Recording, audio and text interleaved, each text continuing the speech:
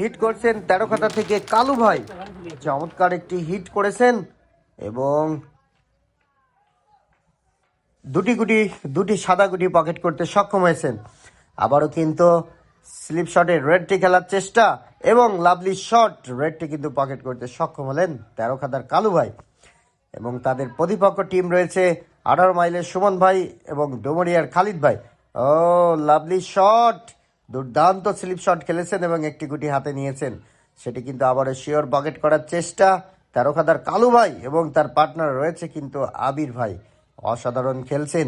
Last 5টি গুটি আবারও কিন্তু কালোকে ডিফেন্স করে সাদা গুটি শিওর পকেট করার চেষ্টা, তবে সরাসরি কিন্তু কালোতে আঘাত আনলো, যে কারণে পরাস্ত হলেন 18 মাইলের সুমন ভাইয়ের হাতে স্ট্রাইকার এবং মিডিয়াম রেঞ্জ থেকে চমৎকার টান দিয়েছিলেন এবং কালো গুটি কিন্তু ফাটিয়ে সব হাতে তুলে নিলেন।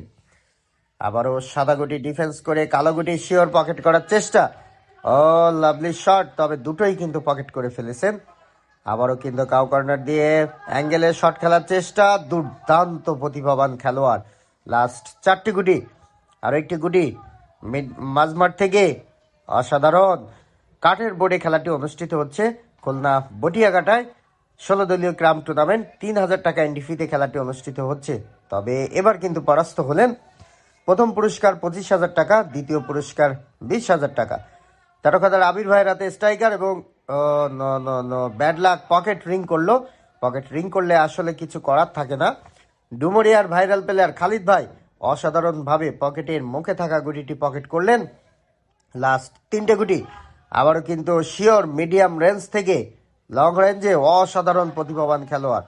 দর্শক কিন্তু হতবাক এই খেলা দেখে। খালিদ ভাই আবারও বিটম্যান নেবেন, ওই প্রতিপক্ষের বার থেকে উঠিয়ে নিয়ে আসবেন, আনতে পারলেই কিন্তু লাভলি শট উঠিয়ে ফেলেছেন এবং প্রতিপক্ষ কিন্তু মেনে নিল।